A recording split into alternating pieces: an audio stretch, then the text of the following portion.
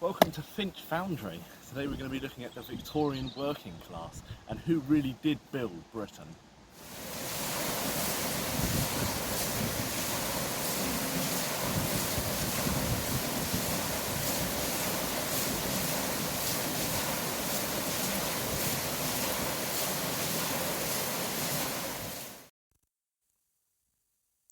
William Finch was born in 1779 in Sprayton, West Devon. He worked at Tavistock Ironworks, which is where he started his career, and where he also bought the equipment to which he then used in his foundry. The irony is that Finch Foundry isn't actually a foundry. Foundries are where they melt metal down, and here at Finch Foundry, they actually are more of a blacksmith, making tools and things just by putting it in fire, heating it, smashing it, cutting it, whatever they needed. During the tenure of Rebecca Finch, she added £300 to the estate and expanded the business, including delivery carts and horses.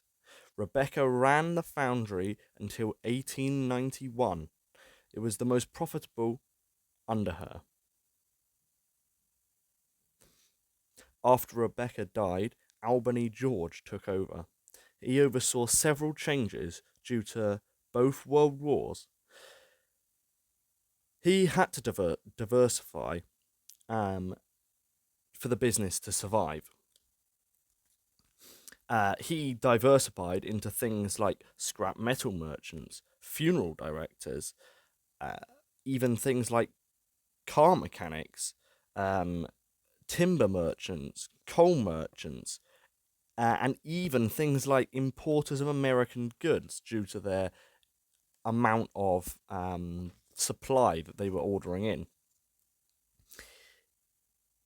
But sadly, unfortunately, Albany George died in 1945, probably due to the war, and his nephews took over until 1916, when the building and the business both collapsed.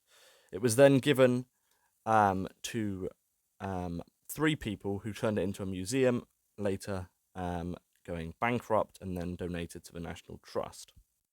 Now please enjoy this short demonstration of how they make tools at Finch Foundry.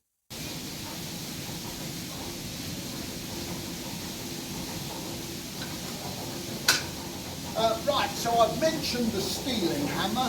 Very quickly, I'll just explain the other one, the big one, the plating hammer. The clue's in the name. Take a bar of metal, heat it in the furnace, stick it under that, and it'll smash it flat into metal plates you can use elsewhere in the forge. That one weighs getting on for 1.5 tons. Now, we don't run it these days for two good reasons. Number one, you might be able to guess, looking at the state of the frame there. But number two, related to that, allegedly, when it was going, you could hear it up to 3 miles. And as we don't place the object some distance off, that doesn't go anymore, but this one still does.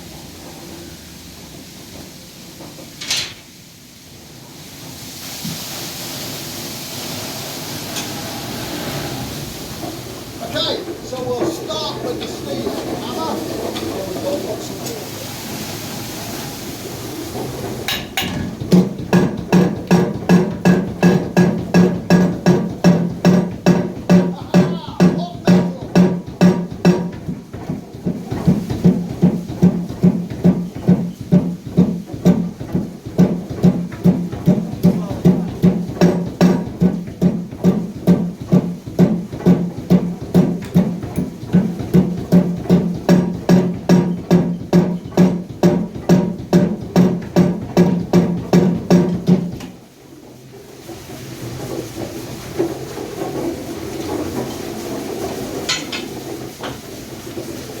Next, the shears.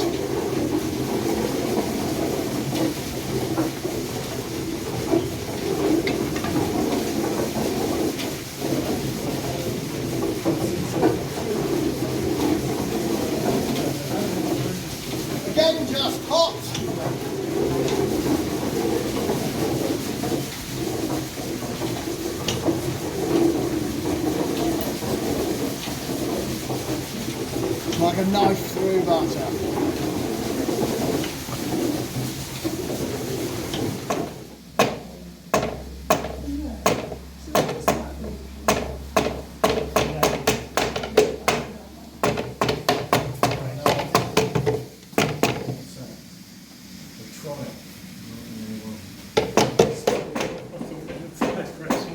In front of the foundry now, and this road here is the old A30 to get to Cornwall.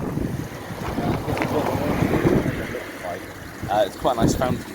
Maybe you can have in your garden or something. But it's quite impressive. All work.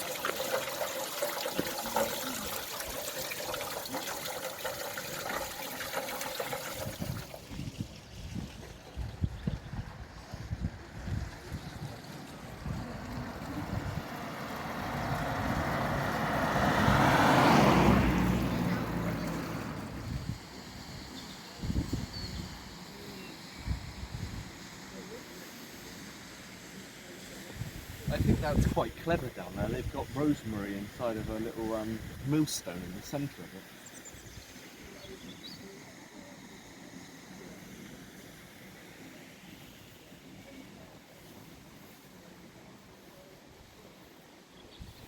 So Finch Foundry is the last and only working water forge left in England, and you can come here and you can see some demonstrations, and it's very impressive, I must say, with 3 water wheels and 2 large hammers.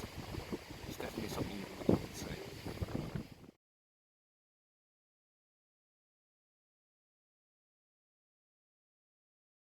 So this is the River Tor, believe it or not, behind me, and this eventually goes all the way up through Devon and meets the River Torrage at Crow Point in Braunton, just past Barnstable. But it doesn't look like what it looks like down there. It's much wider down there, and it starts up on Dartmoor, so it's quite impressive to see this.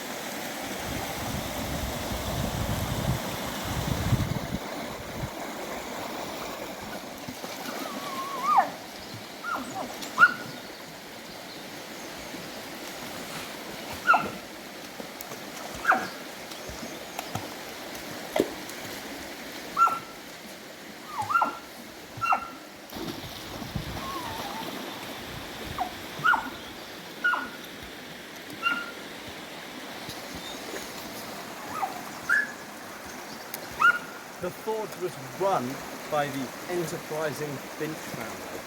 It was built in the 19th century, particularly in 1814. It was founded by William Finch, who was born in 1779 in Sprayton in West Devon. He worked at the Tavistock Iron Works to start with, and that's where he started his career. And this is also where he bought the equipment which he would later use at Finch Foundry.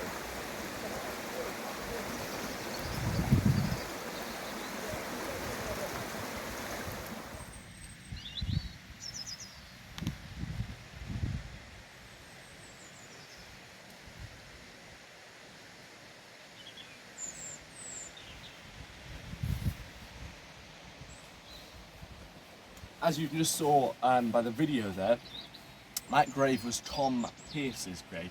Now it could be related to the blacksmith Tom Cobley, because we got the foundry over there, but who knows, who knows. It's also the first grave in this graveyard, and this graveyard's a Quaker's graveyard, which was a branch of Protestantism. Although the people didn't really like them so much, so they moved mainly to America. So you can find a lot more about Quakers in America.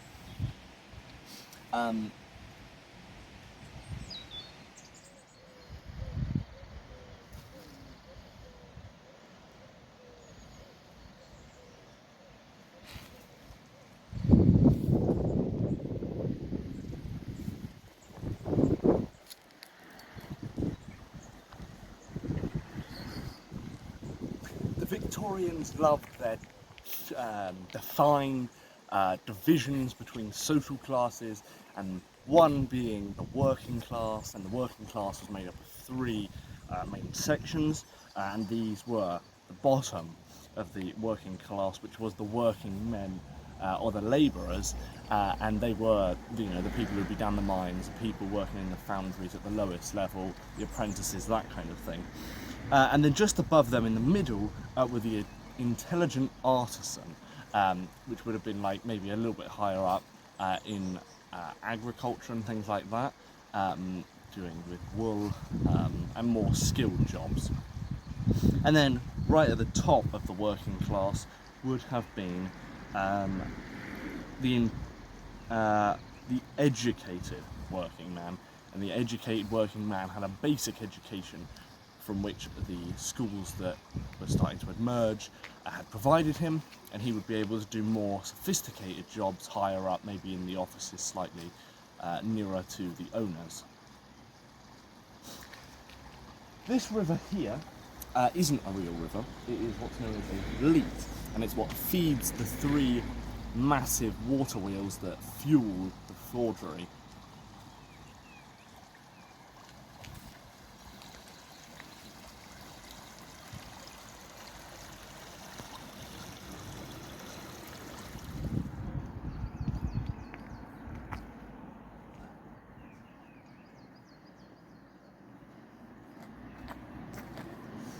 This is the local Methodist Church. It was built in 1810, and the clock on it was erected in 1901, when Her Majesty Queen Victoria had passed away.